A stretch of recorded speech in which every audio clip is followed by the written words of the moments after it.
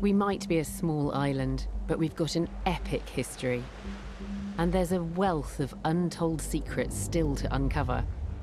So every year, hundreds of archaeologists dig, dive, and sift to find clues. Absolutely Never seen anything like it before. It's amazing. In 2018, their discoveries have been more exciting than ever. Look at that. So that's from a tank then? That's brilliant. That's a nice find. Not bad for day 2. Not bad at all. Each excavation has been filmed as it happened by the archaeologists themselves. Their dig diaries mean that we can be there for every exciting moment of discovery. And you imagine him looking over his shoulder, trying to get away from the enemy aircraft through that. I'll be in the lab where the teams will bring in their finds from pottery and metalwork to human remains, and we'll take a closer look to find out what these new digs can tell us about our ancestors. Look at that. Be very careful. I will be careful. Oh my goodness. While archaeologist Raksha Dave looks into the analysis that goes on long after a dig is finished. Somebody stabbed her in the back of the head. What an awful way to go. Welcome to Digging for Britain.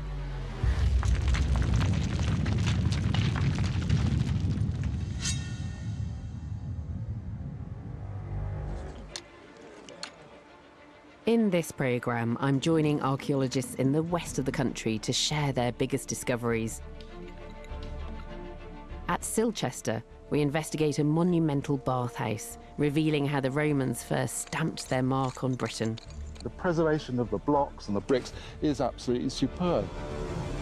In Bath, construction work beneath the magnificent medieval Abbey takes us on an incredible journey through the city's multi-layered hidden past.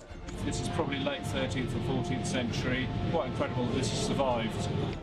And near Winchester, a team unlocked the secrets of a vast 18th century military camp occupied by a horde of German mercenaries. There's gold leaf on it. It's really, really shiny. It's not the sort of thing you expect in a military field kitchen. No, not at all.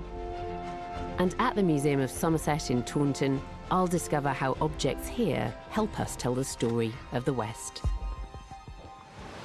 Our first dig takes us off the coast of Portsmouth to a major underwater investigation into an 18th century ship that revolutionised the Royal Navy. There are around 40,000 ships wrecked around the British coastline, but the chance to excavate one is incredibly rare. It is monumentally expensive and usually only happens when the ship is of national importance and under threat of destruction. Now, both are true for HMS Invincible, and this is the largest underwater excavation since the Mary Rose. For centuries, our nation's power lay in our maritime might. But at the start of the 18th century, Britain's navy was in danger of losing its edge. Then, in 1747, the Royal Navy captured the French ship L'Invincible, a cutting-edge, streamlined 74-gun ship that could literally blow anything out of the water. Renamed HMS Invincible, it became the flagship of the British Navy until it ran aground on the 19th of February, 1758. The wreck of the Invincible provides us with an unprecedented opportunity to discover how the 18th century Navy was being revolutionised. And now that shifting sands are putting the wreck under threat, no expense is being spared to recover as much as possible. A combined team from Bournemouth University, the Maritime Archaeology Trust and the National Museum of the Royal Navy is carrying out this £2 million project to salvage the remains of the wreck. And halfway through the 3-year project, the clock is ticking to retrieve what evidence is left. It's all about trying to recover as much as we can, record it as quickly as we can, because during the winter we have high energy storm events, and this is exposing vulnerable and fragile artefacts as well as the ship structure. The maritime archaeologists rely on huge suction tubes to suck up the sand and blow it away from the site. They're constantly battling the threatening tides.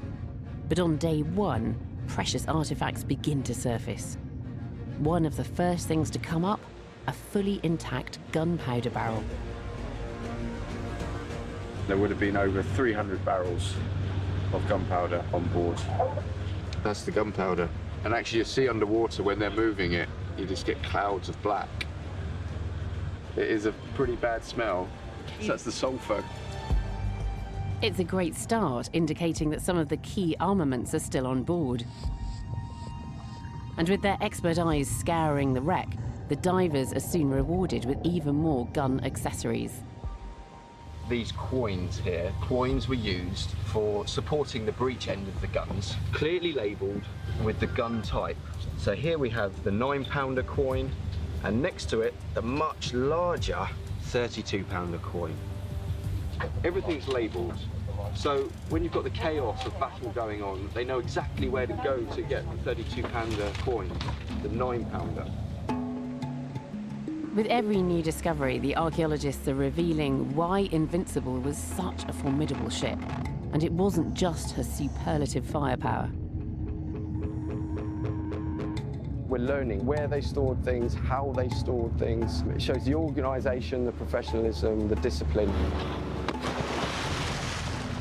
As the season nears its end, the archaeologists suddenly make their most exciting discovery yet. Guns. The Invincible bristled with an amazing 74 cannons, but until now the team had thought that many of these had been recovered when the ship was wrecked. But what's really important about this is an unexpected find. We assumed that all of the guns that weren't jettisoned were recovered from the Invincible, so it's great that we found these.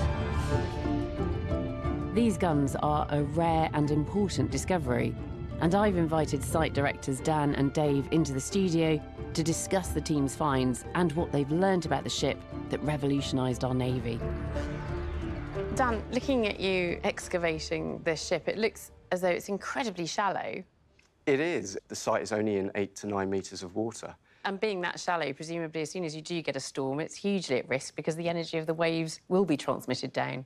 Exactly. Then material becomes exposed. You can see from the 2 blocks at the end there, they were identical when made and they both ended up in the water at the same time. But one is still perfect and that was buried within the wreck. But once things are exposed, they're a food source for marine life and they just disappear. And is this one of the smaller guns that came up? Yes, this is called a swivel gun. It's an anti-personnel weapon. So it's when you come close to the enemy, when you're side by side. And we found them low down on the ship. So they weren't in use at the time. So we're learning something new, that they stored these weapons and were only going to bring them out when they needed them, when they were at close quarters with the enemy. And we weren't expecting to find these. So it was a really nice addition to the finds. And I think one of the most overwhelming things is the smell. Is that the rope that we can smell? That is the rope. It kind of takes you back in time. Yeah. This is a smell that hasn't changed since 1758. And this is exactly what the sailors would have smelt. It's that tar, it's the pitch. Tarry, yeah. And it still smells 250 years later. I know, I really love it. It enables us as archaeologists to really sense what it was like on board the ship. Yeah. And we found out that it's actually junk. So it wasn't going to be used in the rigging. It was going to be used in the making of these objects, which are known as gun wads. So the old rope that's in the bottom of the ship is there to be picked apart and made into these wads? That's it. So it's for the process of loading and firing the guns. You would load the cannons, ramming down your powder charge with this. This is a rammer head. You would then ram down one of those wads to kind of seal the charge. You would then ram down the shot. And to stop that shot rolling back out the barrel of the gun, you would have to ram down another wad. Yeah. So they're essential. And what about these pieces of wood here with marks on? What are they? And these are tally sticks that went with these wads to show which size of gun they would be used for. So in Roman numerals, we have 32 for the 32-pounder. And 24. And 24 for the 24-pounder. So this shows the organisation on board. And what have you got in that box? Well, what I've got here is a small timer. Look at that. It's used for calculating the speed of the vessel. Dave, is that glass? That's glass. And it's intact? It's intact as it was when the ship sank, and it was found on the shelf it was placed on when it was last used. Can I hold it? You can, but be very careful. I will be careful. OK. Oh, my goodness. And that's a 28-second timer, because you run a length of rope over the stern of the vessel with knots in every 47 feet. Yeah. And after 28 seconds, the number of knots that have run through your hands are the speed of the vessel. Yeah, yeah. So they have 28 seconds. That's what, that's where knots comes from, that's right. I just cannot believe that this has survived intact 250 years on the seabed, and it's made of wood and glass, and there it is, it's perfect. And I'm really nervous about holding it, so I'm going to hand it back to you. Should we put it back? Okay, oh, my goodness. So what we've got here is an astonishing demonstration of the level of organisation that was going on in the Navy by the 18th century. That's it. We have the evidence for a well-organised, disciplined Navy, which is a complete contrast to the previous century, where they're a lot more dysfunctional. There's been catastrophic disasters due to a lack of discipline and organisation on board. This ambitious dig has revealed exactly why HMS Invincible became the model for future cutting-edge ship design in the British Navy, and why in the century that followed, Britain could boast that it ruled the waves. We stay in the 18th century next as we head to Barton Farm near Winchester, to a dig that gives us a rare insight into an unusual, forgotten moment in Britain's military past. Archaeologists were called in to evaluate this site before a new housing development got started, because historical plans recorded that a vast military encampment had stood here in the 18th century, housing 9,000 German soldiers.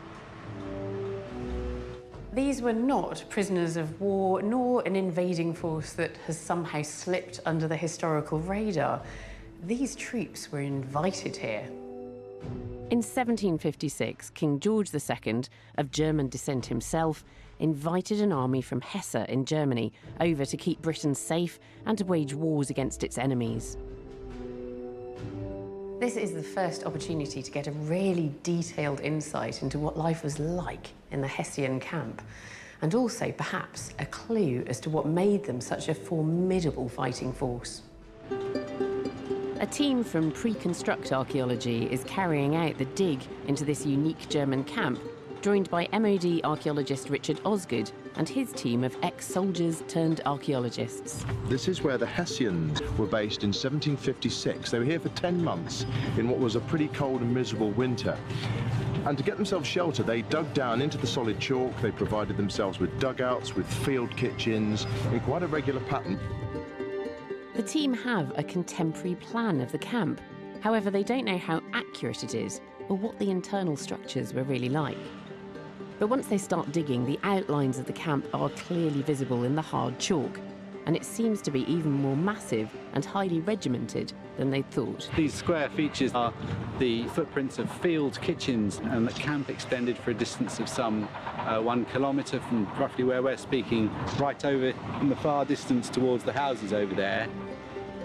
The whole camp is far too big to dig in its entirety, and the team are only focusing on the field kitchens and the dugouts affected by the housing development.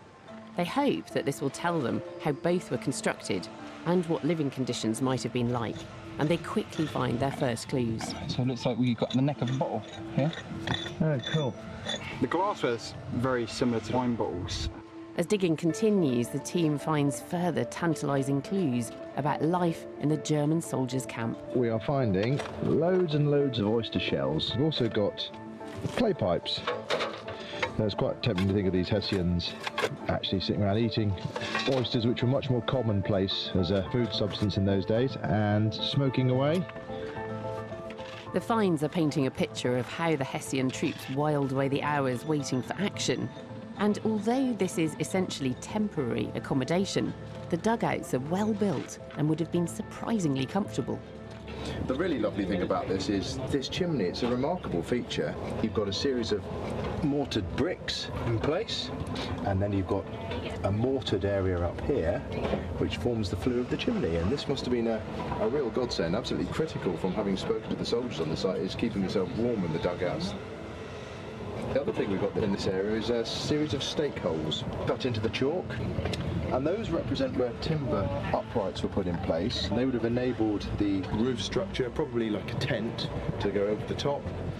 The preservation of the dugouts is creating a remarkably clear picture. These were solidly built, heated structures, roofed over with canvas. Quite cosy then, but also cramped, as up to 50 men could have been living in each one. As well as the dugouts, the other main features on site are a string of field kitchens that catered for the 9,000-strong horde of soldiers, and they're producing some equally interesting finds. What have you got, Rob? So it's a mid-18th century pot, red glazed pot.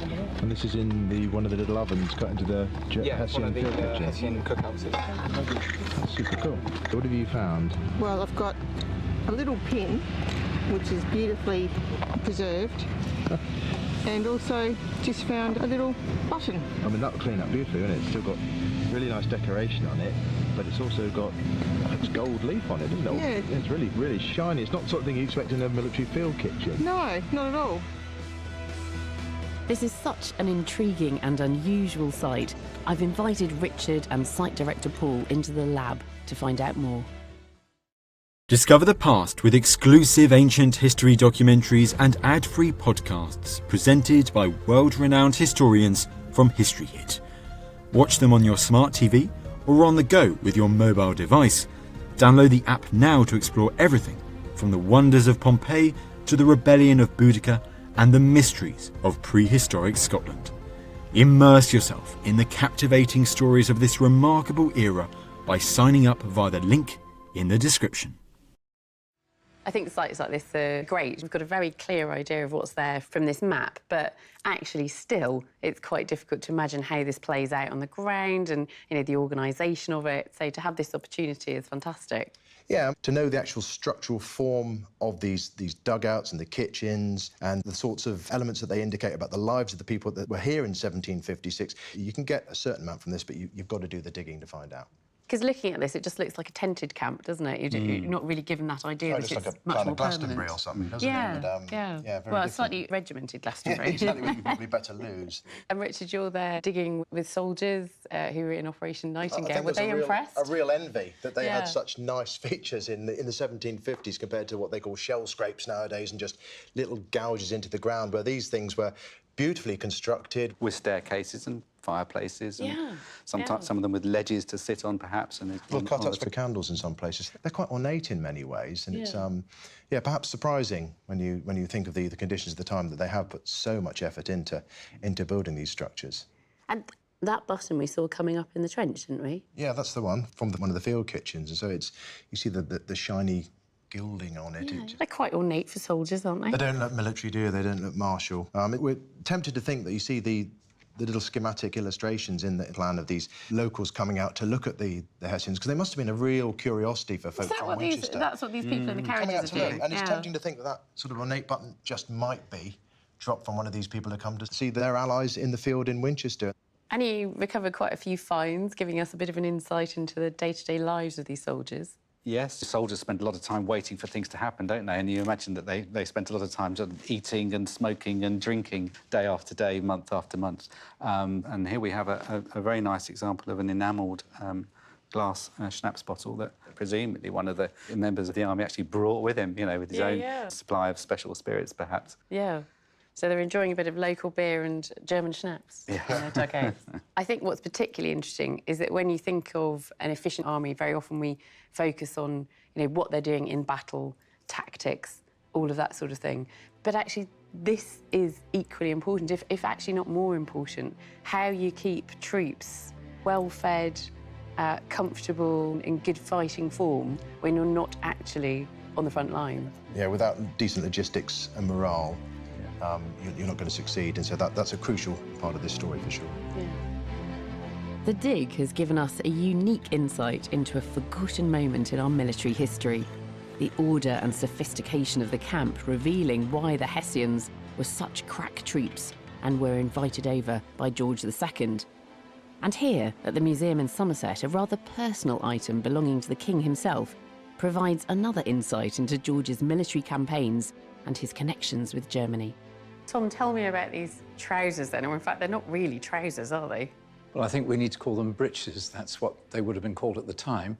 They're remarkable because they belong to no less a person than George II, King of England for 33 years, from 1727 to 1760. And more remarkably, he wore them at the Battle of Dettingen in Germany, and it was the very last time an English monarch led his troops into battle. Quite an extraordinary item to be wearing, and incredibly colourful. I mean, you know, he was not going for camouflage here. No, he wanted to be a visible symbol of monarchy and of leadership, and he was renowned as being a very brave sovereign.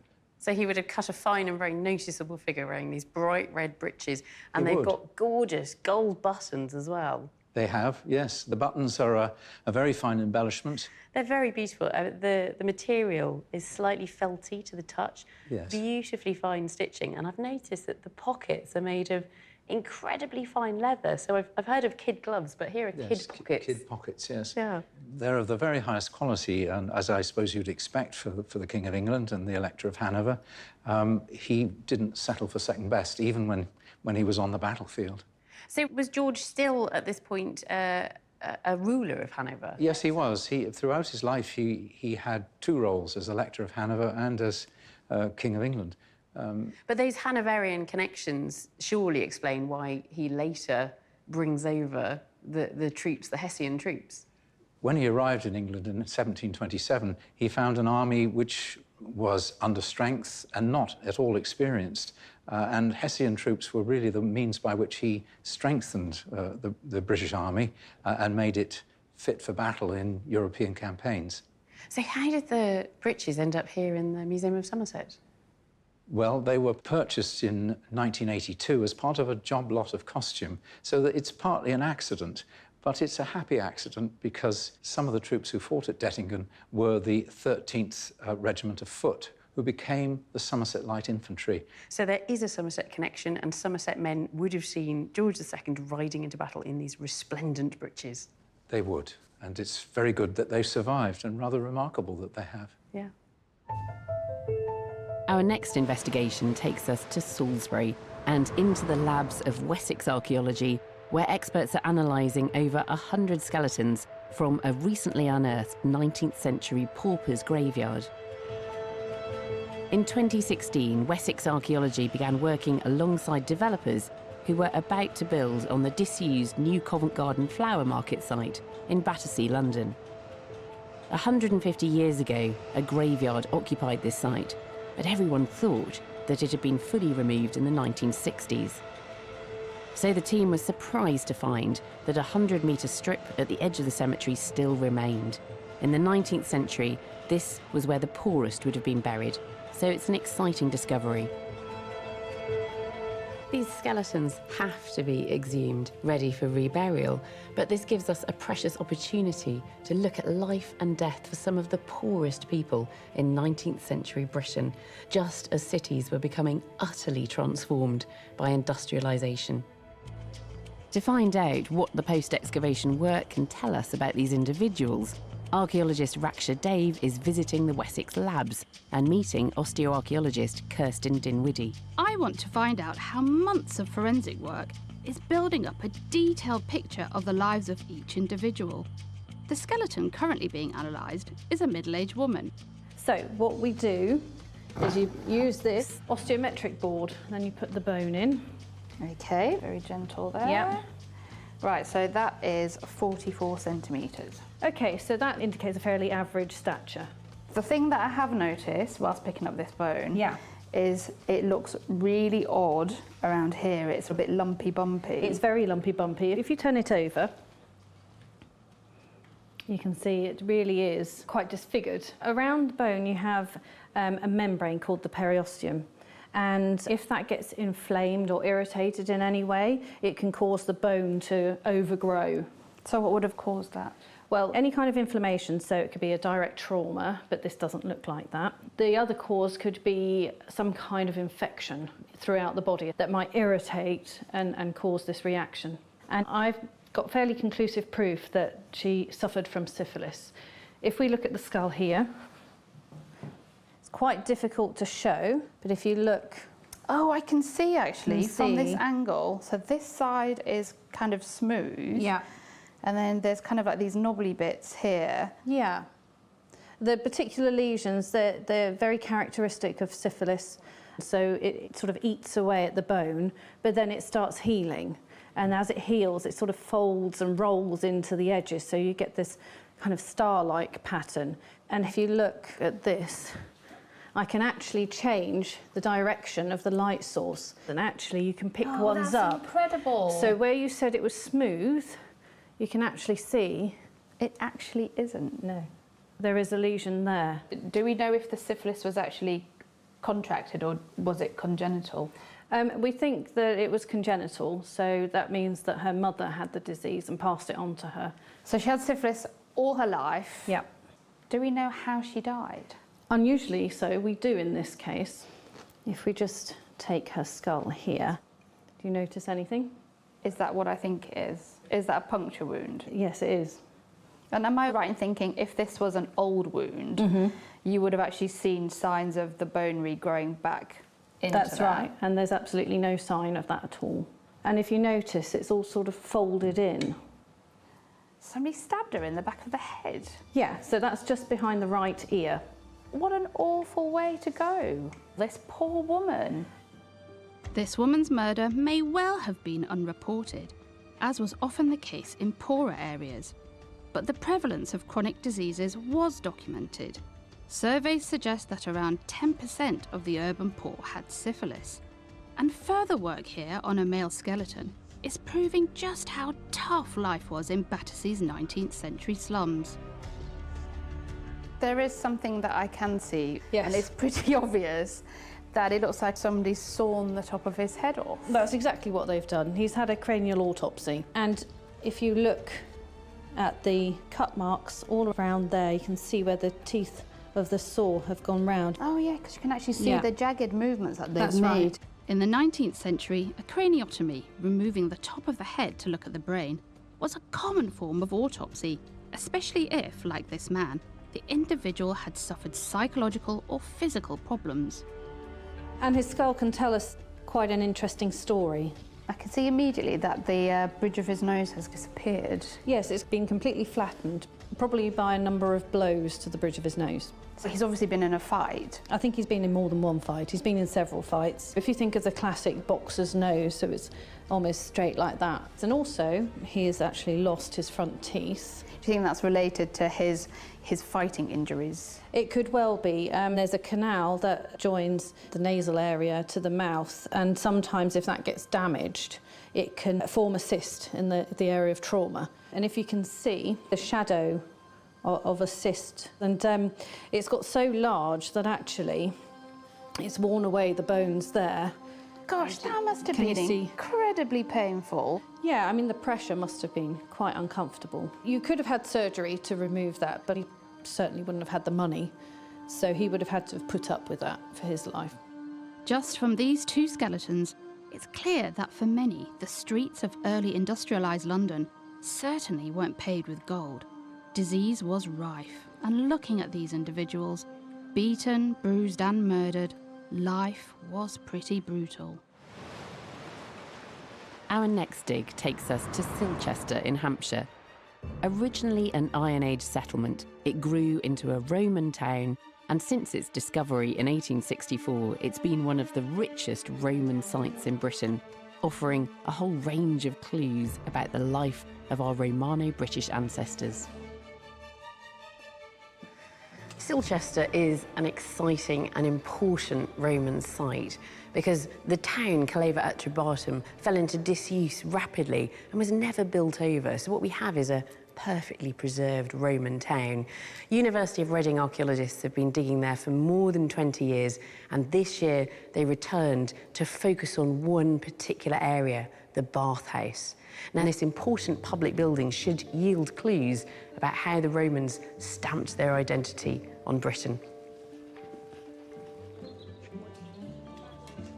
We've chosen the baths, one of the principal public buildings of the town, because there are questions about when the baths were built, how long they lasted, and about life in the baths. What sort of activities took place? The eating, drinking, the gambling, the hair plucking, the massage, you know, all that sort of activity. What can we trace from the soil itself and from the artefacts that we find? Because the bathhouse was originally dug 100 years ago, Mike knows exactly where it's located. And since Silchester was never built on after the Romans left, its foundations are quickly revealed. And it's not long until the team start uncovering the precious Roman artefacts they've been hoping for. Can we see the coin, Libby? That's really clear, isn't it? Yeah, so you've got a little figure and maybe a spear or a flagpole or something. Yeah. Perhaps a torch in the other hand. Yeah. There is a head on the other side, but you can't see it very clearly. It doesn't have a beard, which makes it quite early in pre-Hadrian. The discovery of such an early coin is promising. It suggests that the bathhouse must have been built by at least the early 2nd century. But what's really exciting is the discovery of personal items inside the bathhouse. I've got a stylus. They would be used as writing implements for wax tablets. And when you hold it in your hand, you can feel how they've balanced it, which is really nice. Not bad for day 2. Not bad at all. The Roman lost property provides an intriguing insight into what was going on in the bathhouse and into who was visiting it 2,000 years ago. They're finding a quantity of rings, necklaces and hairpins, suggesting that many of the bathers were women. So here we have this bone weaving tablet that would have been used to separate the threads while they were weaving, almost complete. So whether this is specifically a lady's area, if we're finding the jewellery, the hairpins, the weaving tablets, a rather lovely find. As the archaeologists delve deeper, they're beginning to reveal astonishing details of the form and fabric of the bathhouse itself.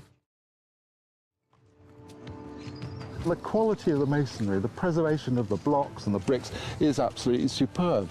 I mean, nowhere else, not even within Silchester, will you get preservation of this quality. And as the dig reaches its 3rd week, the team hit the water table with astonishing results. Water begins to flow through the drains, just as it would have done 2,000 years ago. With the foundations in such great condition, the team now hopes that they'll be able to answer the real question at the heart of their mission. When was the bathhouse built?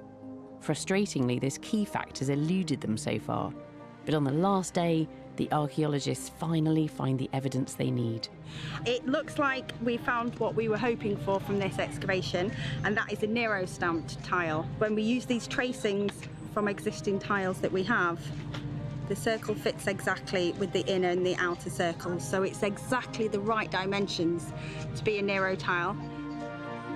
The stamp dates the tiles securely to the time of the Emperor Nero's reign, and this is much earlier than expected. I've invited dig director Mike into the lab to discuss the significance of this surprise.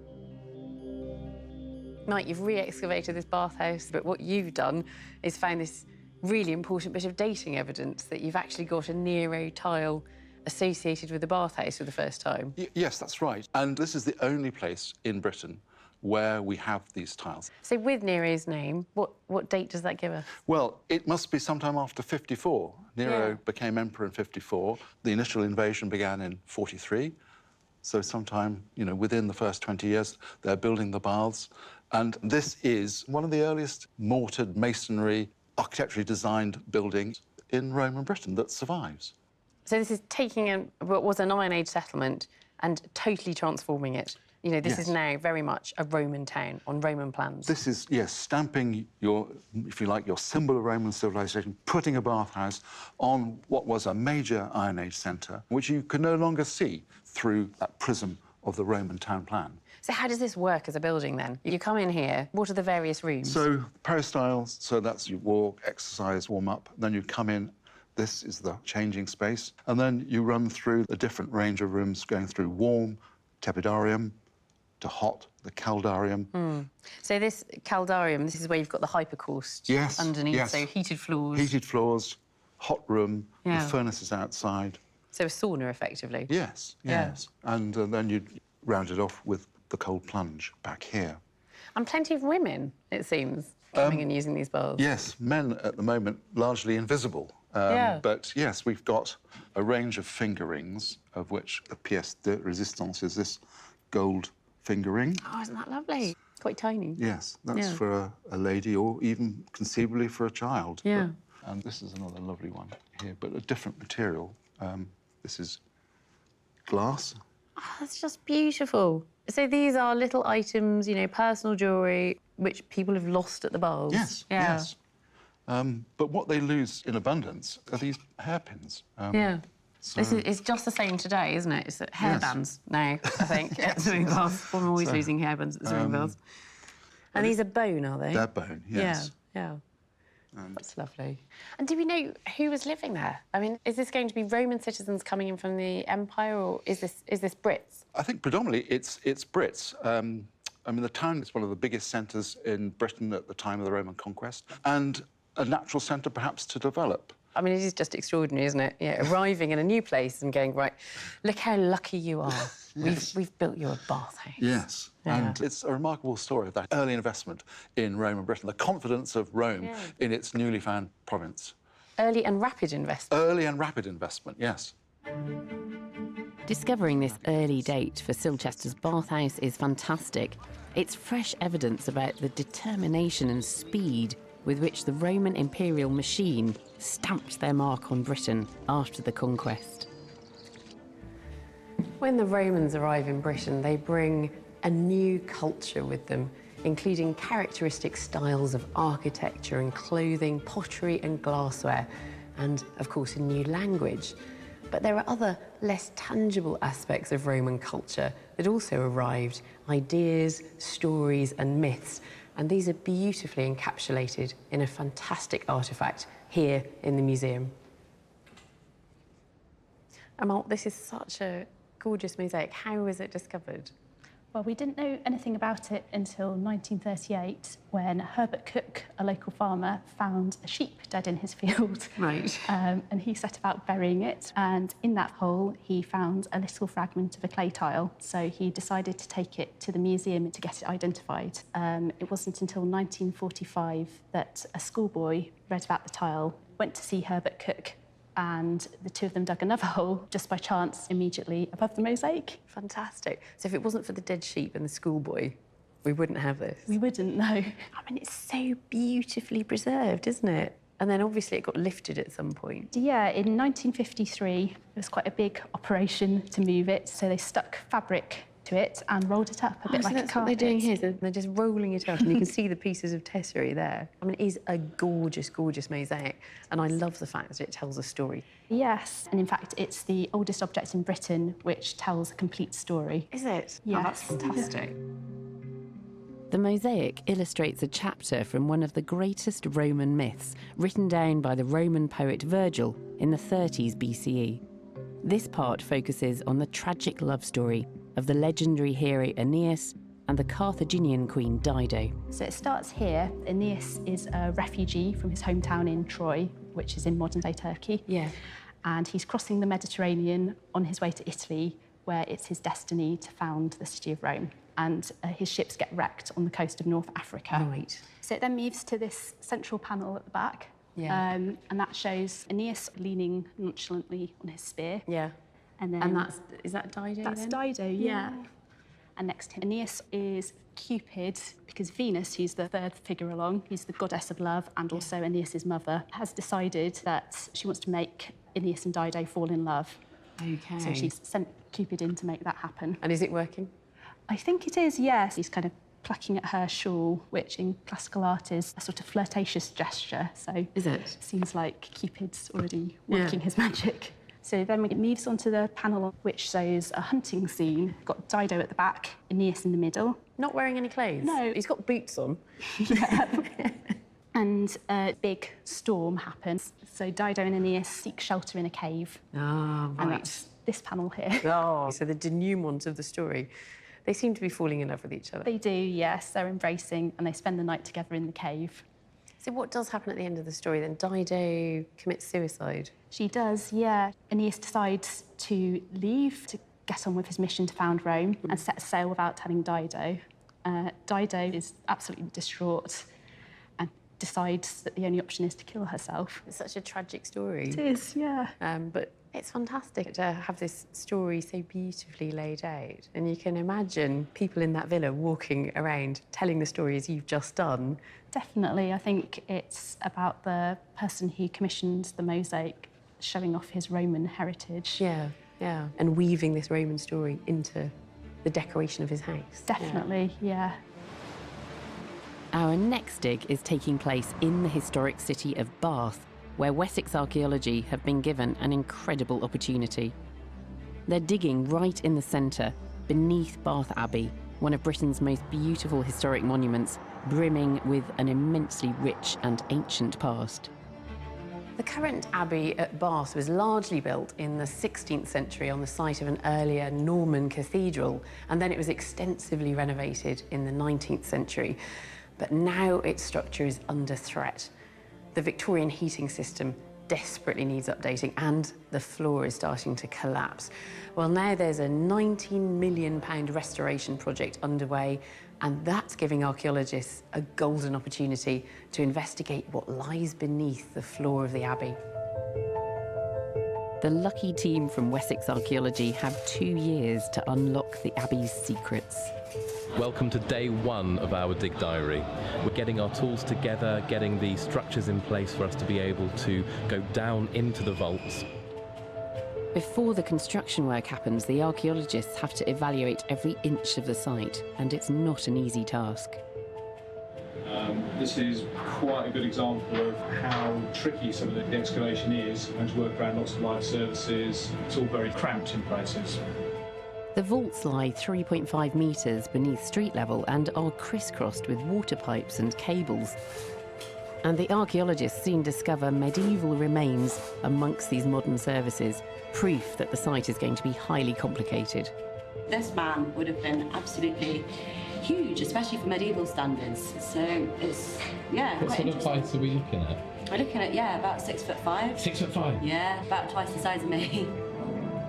As well as a medieval burial, the vaults also reveal evidence of Bath's ancient Roman origins. What we've got is demolished Roman hypocaust, which is basically an underfloor heating system. Right. And here we've got lots of tesserae, which would have been the mosaic floor that covered the top of it. The team is getting plenty of glimpses of Bath's rich historic past underneath the pipes, and they're coming across some unexpected surprises too. So we've got a really nice curving wall around here. It goes under the foundations here, so it's definitely pretty early. Also, it looks like there might be some wall facing on it, so we think they're probably upstanding walls, and potentially earlier than medieval because there were the cloisters here, and this should have really been an open space, but there's a big wall here, so who knows? This complicated site is throwing up as many questions as answers. And as the team starts work on the floor of the Abbey itself, it soon becomes clear why it needs replacing. This is a grave. There's a coffin underneath that's collapsed, and it's left a hole above it where all the soil's collapsed down into the coffin. There are an estimated 9,000 burials beneath the Abbey, and insufficient underpinning explains why the Victorian floor is now collapsing. But 2 metres deeper down, the archaeologists make a completely unexpected discovery. It's lovely, isn't it? It's Tudor green glaze. We've got an intact medieval floor surface here, decorated with these tiles. We believe this is probably late 13th or 14th century. Got various designs. Over here, we've got the 3 lions and shields, which are the arms of the Plantagenet kings. Over here we have the arms of the De Clare family, which were powerful marching lords, and Caerphilly Castle. Quite incredible that this has survived. This is a wonderful end to the first year of the Bath Abbey Footprint Project, so I've asked Kai into the studio to discuss these findings. Oh, Kai, this is absolutely incredible. You're finding so much. You've got a real kind of microcosm of the whole history of Bath, haven't you? You're digging right back to the Roman layers and then coming through to the Norman and medieval layers. It goes right through, and so it's really got a little bit of everything. Yeah, I mean, I think the really curious thing was this curved wall. So do you know what that is now? Possibly. So apt structures, curved walls, tend to occur in two places. Either you get them in Roman buildings and you get them at the east end of churches or chapels. Yeah. So we're right next door to the baths, and you can see here there's a whole series of similar-looking structures. So we thought, could it be part of that? But the mortar's different. It's much more similar to the medieval structures. So the next thing we thought is, could it be part of the Norman Cathedral? And the problem is... That's where it is. It's here. It's right in the middle of the cloisters. And you shouldn't have any buildings in this position. This should be open space. So this, in blue on the plan, that's the footprint of the Norman building, and these are the cloisters, and there's your apse. That's right, yeah. So the other possibility is that it could be part of an earlier church, a late Saxon church. Oh, really? Now, we also have a number of Saxon burials in this area, so it could be. We just don't have quite enough to prove it at the moment. How curious. So there's a phase of demolition in the 16th century when the new abbey is built, and then more demolition and disturbance in the Victorian period. Yeah, so the east end of the Tudor Abbey had a fan-vaulted stone ceiling, but the nave itself, they built a wooden ceiling there with plaster decoration on it, which we've found evidence of. Oh, this is some of it, is it? Yeah, so when the Victorian Restoration happened, they essentially ripped out what they saw as things that didn't match the original design, which included this, and we found dozens and dozens of these little rosettes, amongst other decorated plaster. So it gives us a really good idea of what the ceiling of the Abbey looked like. So this is Tudor? Yes. Yeah. And what about that tile? So this tile, I believe this is early 15th century, and this coat of arms is the coat of arms of King Edmund, the first King of England, who was incidentally crowned at Bath Abbey. He wouldn't have recognised these arms because it was invented about 300 years after he'd died. But the kings at the time thought that he was a king, therefore he needed a coat of arms. So this is what they created. I mean, that's just amazing to find those tiles. What about this coin? What's that? Yeah, so this was a bit of a surprise. This was actually found by the workmen when they were lifting the pews inside the Abbey. It's got a little devil on it. Yes. It says the city of the devil, Civitas Diaboli. Yeah, and on the other side it's got a date and the name Anholt, which is an island off the coast of Denmark. It's a recent date, 1973. Yes. That's actually the same vintage as me. So we looked into this a little bit, and the date it describes is when 13 supposedly ritual sites were found on this island. One of them had a fake shrunken head on it, and people started wondering, is this some kind of cult activity? And shortly after this, these coins started appearing in churches all over Denmark and Sweden. Nobody knew where they were coming from. And then in 2013, it turned out it was all the work of a clerk at the Danish National Gallery, and it was all an elaborate hoax. Really? Yeah. Isn't that amazing? A little devil under the floor in Bath Abbey.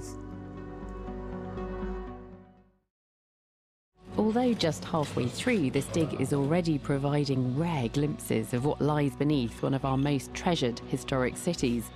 And with a year to go, who knows what other secrets will be uncovered. Next, it's back to Wessex Archaeology in Salisbury, where Raksha is with archaeologists who are investigating the remains of an early 19th century pauper's graveyard. And it's becoming clear just how terrible the living conditions were at the time. Rachel, you were the site director for this excavation. How was the preservation on The site? preservation on site was really very good. We found organic remains that we wouldn't expect to find. So what have you got in that dish over there? Because that looks rather curious. It is, and it's not something that you would expect to find very often. It is a desiccated brain. That's rather small. Is that just a portion of the brain? No, this is a complete brain, but this is a brain from a 9 or 10-year-old child. And is that from this individual? Yes, it is. We did find quite a large number of children, and this is one of the children that we found. I can see here that there's green staining around the eyes. Yes, so this is where coins were placed over the child's eyes. The parents, although they were very likely to have been incredibly poor, cared an awful lot for their children, and one of the ways they've shown that is by placing the coins on the eyes. Coins they could probably very ill afford.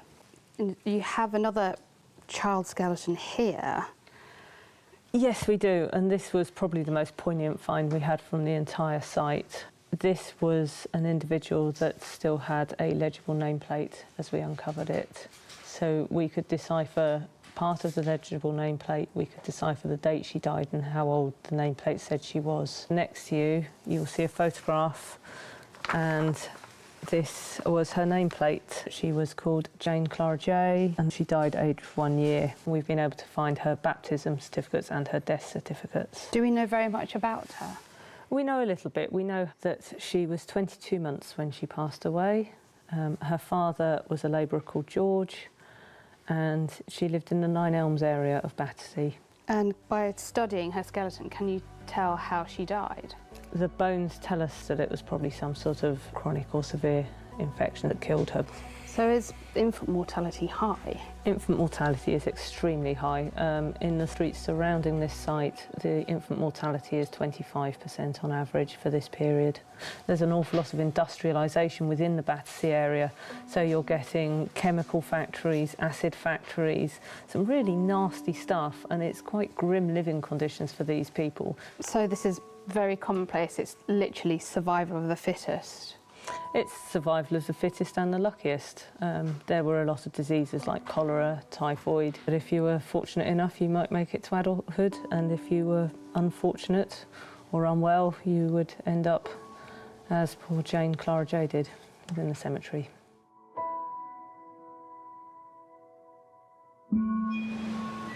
Our final dig takes us to the ancient monument of Barrow Clump on Salisbury Plain in Wiltshire, where archaeologists are investigating a cache of richly furnished burials. Barrow Clump is a 3,000-year-old Bronze Age burial mound, a barrow lying just 5 miles west of Stonehenge. It's such a big feature in the landscape that 1,500 years later, the Anglo-Saxons chose to bury their dead here too. But now this site is potentially in danger of destruction. Archaeological sites can be threatened by anything from the construction of new roads and railways to coastal erosion. But at our next site, Barrow Clump, the problem was a little more unusual. Salisbury Plain is an MOD training ground, and military vehicles continually thunder by during manoeuvres. To assess whether this has caused any damage, a familiar face, MOD archaeologist Richard Osgood, is investigating with his team of ex-soldiers. Morning one at Barrow Clump, summer 2018, stripping an area underneath the tracks to see the effects of ground pressure of vehicles on the Saxon cemetery that lies below. Only digging will reveal the true extent of this cemetery, that is, if the precious evidence hasn't been destroyed by the tanks. But the initial signs are promising. Morning 3 on Barrow Clump, and the graves are emerging. There's an area of burning which has got human bone on top of it, and next to that there's another complete grave. But as they dig down, the team's confidence about the level of preservation is shaken. See the skull? Yeah. I believe this could be the shoulder, arm, pelvis, and then legs. Okay, so it's looking a bit friable. The bones look a bit delicate. Is that right at the moment? The skulls, as you can see, yeah, it's squashed, isn't it? Yeah. Part of the skull there, so it's actually broken. Okay. The level of survival is disappointing, and for the next few days, things don't improve. But on day 4... We have a square-headed brooch here, which probably comes in a pair, and further down the trench, there's a little bit of green coming out there. Brooches like this are often found in graves of wealthy Anglo-Saxon women. The discovery is a welcome sign that further valuable evidence might survive. And as other burials are uncovered, the team finds grave goods often associated with male burials. We found the grave cut that goes all the way around towards a really nice shield boss. That's a really good nick, isn't it? It's lovely, yeah, it's really nice. The boss is the metal centrepiece to a wooden shield that is entirely rotted away.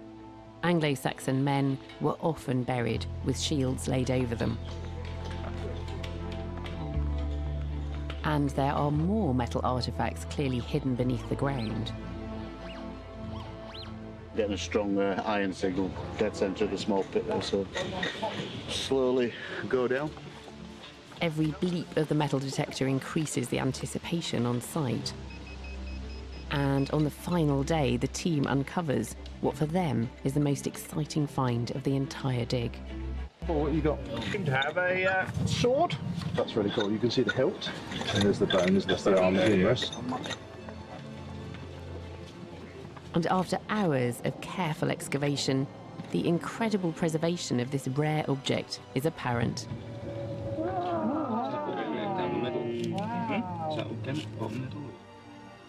So that's the end of the year at Barrow Clump. We've had 27 graves, and probably the most spectacular being the individual buried in the grave in front of me with his sword and all the grave fittings. A really, really astonishing sight. But this must be the most spectacular we've had so far. I've invited Richard into the studio with that sword to discuss all of the finds from Barrow Clump this year. It's quite incredible to think that this man, he's right underneath the tank tracks. That's right. We were looking this year just to see how damaging our military vehicles were. The answer is actually it's not doing a huge amount of damage. And yes, this was quite a spectacular find in the last week of the dig. You seem quite excited to find the sword at the end. If you're digging with a military team, they all want to find weaponry. And what could be more perfect than something as wonderful as this, really? Yeah. It's in pretty good condition. It has the scabbard mouth there, made of bronze, possibly a horn handle to it. And then to find this with what the soldiers perceived as a warrior, is quite something. He had a spear, he had a ring-headed pin, and gloriously he had tweezers as well. So these are tweezers? Yeah, some iron tweezers. And we found little bronze tweezers with female barrels before, but it was good to see that he too had a part of a toilet set with him, a part of his grooming. Yeah, he would have looked after himself. Yeah, absolutely so. And, of course, just because you found weaponry, a magnificent sword and a spear, you can't assume that this is a male burial. But I think this time, I mean, it's very obvious, isn't it? These are very long bones, large joints. Looking at the jaw, that's an incredibly robust jawline there. Well, that's very masculine, then. Yeah. In this case, they do seem to be quite gender-specific on our site, and the burials with jewellery are of females and the weaponry are of males. So that's what we've got at Barrow Clump. So you have got quite a few female burials, and these are some of the beads from those then? Yes, these are just one collection of grave goods from a female burial, but From really, one burial? From one burial, yes. They all come. They're absolutely stunning, aren't they? With the iridescent blues and the orange ambers and the glass. Really, really exquisite items. Really lovely. And you've got soldiers arguing who's got the prettier jewels in the grave they're digging. It's not something they'd probably have expected in the mess 10 years before. And really excitingly with this one was this little brooch, because this is a one-off from a grave in Britain. This is Visigothic. The Visigoths, a group that's moved from Germany to northern Spain or southern France, and it gives us all those sort of questions as to whether the individual was accompanied with these things, whether she was in fact from that region or whether she's a British woman that's adopted fashions of another grouping. I think identity is really difficult in this period, well, any period, actually, because she might have had some Visigoth ancestry whilst growing up in this country. We Completely can't that. tell And that at the we've had moment. Roman brooches as well, so that also asks the questions whether these are heirlooms or whether they've just been found on Salisbury Plain, which is always a possibility given the amount of archaeology there. Yeah. And do we know where these people lived? I mean, is there a settlement nearby? Good Saxon place names of Ablington and Fildeen, which is just below it on the River Avon, both mentioned in the Domesday Book. I think that probably is where they're living, just down the hill. And then presumably choosing to site their cemetery further up the hill where there are Bronze Age barrows up there. I think it's that continuity of landscape, isn't it? People are using that landscape as a venerated spot. They're looking up onto the hillside. And I do think that these places were significant in the Saxon period with the knowledge that they were where ancestors, for want of a better word, were placed in prehistory. Each and every dig reveals how archaeology can shed new light on the story of Britain. From discovering why HMS Invincible transformed British sea power in the 18th century, to revealing the horrific realities of life and death for London's poor 150 years ago. Our ancestors made the country we live in today, and through archaeology we've been able to reach back through the centuries and touch their lives.